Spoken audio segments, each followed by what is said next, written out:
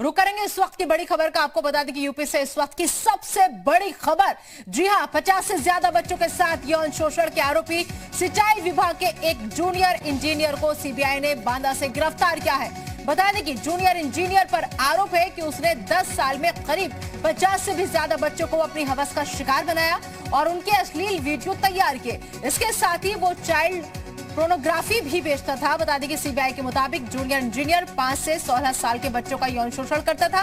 Junior engineer के पास से CBI ने आज मोबाइल फोन, नकद, सेक्स टॉयज, लैपटॉप और अन्य डिजिटल सामग्री भी बरामद की है। इसके साथ ही बड़ी मात्रा में बाल यौन शोषण सामग्री भी बरामद की गई है। सीबीआई के मुताबिक जूनियर इंजीनियर बच्चों को चुप रहने के एवज में मोबाइल फोन और दूसरे इलेक्ट्रॉनिक उपकरण के साथ पैसे भी देता था। तो बड़ी खबर इस वक्त की, राम भंवर जूनियर इंजीनियर जिस पर यह अहम आरोप लग रहे हैं। बता दें कि जूनियर इंजीनियर किस तरीके से बच्चों को बहला फुसला करके उनके साथ यौन शोषण जैसी वारदात को अंजाम देता था।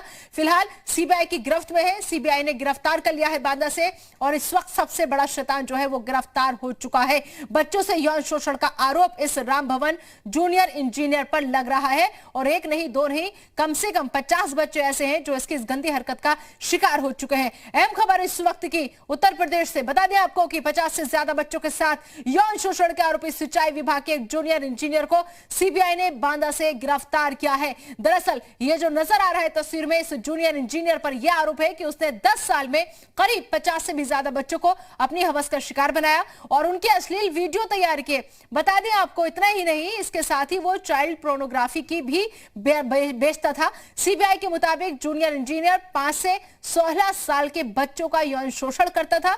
जूनियर इंजीनियर के पास से जब सीबीआई ने इसको दबोचा तो सीबीआई ने 8 मोबाइल फोन, नकद, सेक्स टॉयज, लैपटॉप और अन्य डिजिटल सामग्री भी बरामद की है। इस खबर पर ज्यादा बातचीत के लिए आइए सीधा रुक करेंगे लखनऊ का, जहां से हमारे संवाददाता पवन इस वक्त हमारे साथ जुड़ चुके हैं। पवन, बहुत बड़ी खबर और अहम खबर कि 50 से ज्यादा बच्चों के साथ यौन शोषण के आरोपी सिंचाई विभाग के एक जूनियर इंजीनियर को सीबीआई ने बांदा से गिरफ्तार किया है। क्या है ये पूरी खबर और क्या है इसकी सच्चाई पूरे खबर की और कब से ये सब कुछ चल रहा था? निदा, निश्चित तौर पे चौंकाने वाली खबर है क्योंकि 10 सालों से ये कारोबार कर रहा था ये अपराधी और साइबर क्राइम, तमाम जो विजिलेंस की टीम है, तमाम जो उत्तर प्रदेश सरकार या अलग अलग जो एजेंसियां काम करती हैं उन सबको चकमा दे करके काम कर रहा था। और खास तौर से जो यौन शोषण बच्चों का, जो नाबालिग बच्चे थे उन लोगों का यौन शोषण करने का काम करता था। और जो इसके घर से सामग्री बरामद हुई है उससे ये पता चलता है कि ये व्यक्ति अकेले नहीं है। यानी जो पैसा मिला है, जो तमाम उपकरण और सामान इसके घर से मिले हैं, इससे यह पता चलता है कि एक सिंडिकेट है जो पूरी तरीके से काम करता है। क्योंकि अगर यौन शोषण करता है उसके बाद ये बेचने का काम करता है, तमाम तरह के जो धंधे हैं उसमें लिप्त पाया जाता है। इसका मतलब कि और लोग भी शामिल हैं और एक बड़ा सिंडिकेट ये काम करता था। कहां कहां काम करता था, अब निश्चित तौर पे सीबीआई इस पूरे मामले की जांच करेगी। पवन, एक चीज और यहाँ पर आपसे हम समझना चाहेंगे पवन, से जो राज 50 से ज्यादा बच्चों के साथ यौन शोषण ये कर चुका है। इसके अलावा जैसे कि आप भी बता रहे हैं कि पिछले 10 साल में करीब 50 से ज्यादा बच्चों को अपनी हवस का शिकार बना चुका है। उनके अश्लील वीडियो ये तैयार करता था। लेकिन सवाल ये है कि अब आकर के कैसे इस बात का पता चला कि पिछले 10 साल से इस घिनौनी हरकत को अंजाम दे रहा है? देखिए, बहुत सारी साइट्स हैं, बहुत सारे लोग हैं जो अगर कहा जाए कि वो सीबीआई या जो जांच एजेंसियां हैं उनके रडार पे होते हैं। तमाम तरह की शिकायतें भी मिलती हैं, उसको लेकर के एजेंसियां जांच करती हैं। सीबीआई निश्चित तौर पे इसके पीछे काफी दिनों से पड़ी होगी। उसके बाद तमाम सारे जो शिकायत और तमाम जो बातें हैं वो इसके बारे में निकल करके सामने आई। जो चित्रकूट पुलिस और तमाम लोगों से मेरी बात हुई है, उनका साफ तौर पर कहना था कि उनको भनक भी नहीं थी कि इस तरीके के कारोबार, इस तरीके के धंधे में व्यक्ति लिप्त था। निश्चित तौर पे सीबीआई ने बड़े गिरोह के एक व्यक्ति को पकड़ने का काम किया है। अब इसके पीछे कौन कौन से लोग हैं, क्या बहुत बड़े लोग भी शामिल हैं? क्योंकि जो ये धंधा है ऐसे नहीं किया जा सकता है। इसके पीछे जो निश्चित तौर पे जो पहुंच वाले लोग होते हैं वो शामिल होते हैं, विकृत मानसिकता के जो लोग होते हैं, बड़े पदों पे बैठे होते हैं, वो सारे लोग शामिल होते हैं। उसके बाद ही इस तरह की गतिविधियों को अंजाम दिया जाता था। जो टाइम टेन्योर है है निदा, वो ये बताने के लिए काफी है कि किस तरीके से सिंडिकेट काम करता रहा और अभी तक बचने का काम करता रहा। यानी आसपास के बच्चे, आसपास के जिलों के बच्चों को एक तरीके से शिकार बनाने का काम करता था। निश्चित तौर पे लंबी इसकी कड़ी होगी, कौन कौन से लोग रेकी करते थे, कैसे उन बच्चों को लाने का काम करता था यह व्यक्ति, और कौन कौन से लोग शामिल थे, तमाम ऐसी बातें हैं जिसको लेकर के अभी पूरी तरीके से खुलासा नहीं हुआ है।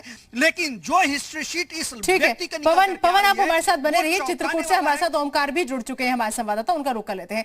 ओमकार, जिस तरीके से पूरा मामला सामने आया, वाकई में बहुत हैरान करने वाला मामला है। सबसे बड़ी बात यह कि हर माता पिता को यह खबर पूरी आंख खोल करके देखनी चाहिए, क्योंकि किसी के भी बच्चे के साथ कोई भी अनहोनी हो सकती है। और आजकल का जमाना है कि बच्चे मोबाइल लेकर के खुश हो जाते हैं, और ये जो पकड़ा गया है इंजीनियर, ये इसी तरीके का झांसा, इसी तरीके का लालच उन बच्चों को देता था। लेकिन सवाल ऐसे में यह है कि 5 से 16 साल के बच्चों का ये यौन शोषण करता था।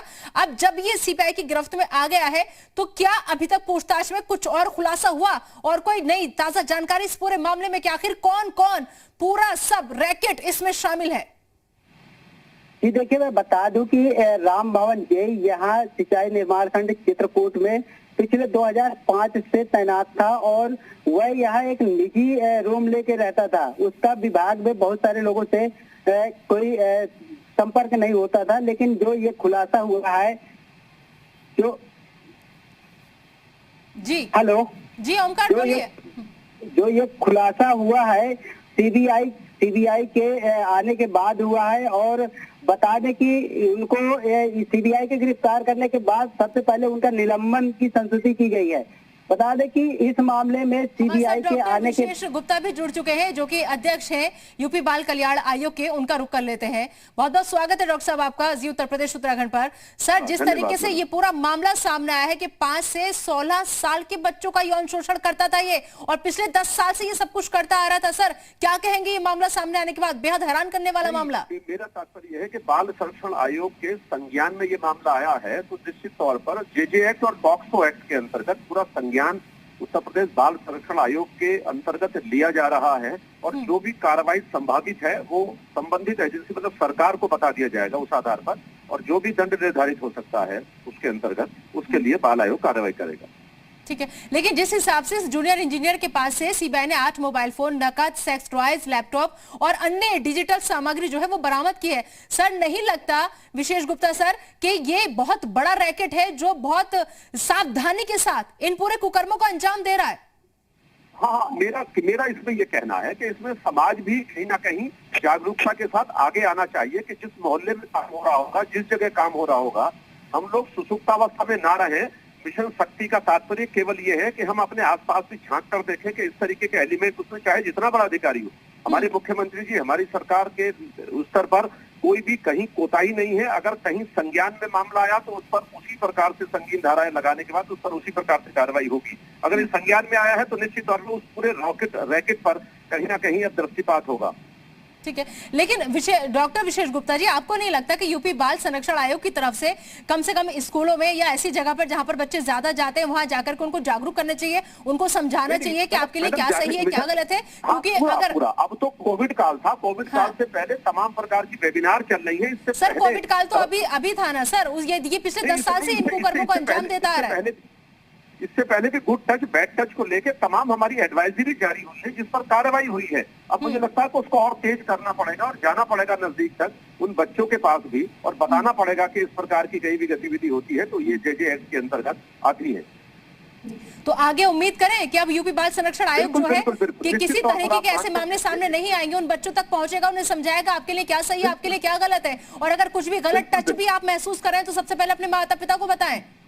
बिल्कुल बिल्कुल, सरकार भी इस विषय में पूरी तरीके से प्रतिबद्ध है कि बच्चों तक हम जागरूक करते हुए और इनको इतना जागरूक करें कि कहीं भी कोई कार्रवाई इस प्रकार से अगर होती है तो वो संज्ञान में, चाहे बाल कल्याण समिति की आती है, चाहे वो जिला बाल संरक्षण अधिकारी के संपर्क में आती है, पुलिस के संपर्क में आती है, महिला थानों के संपर्क में आती है, तो बराबर की जाएगी उस पर कार्रवाई तेजी से।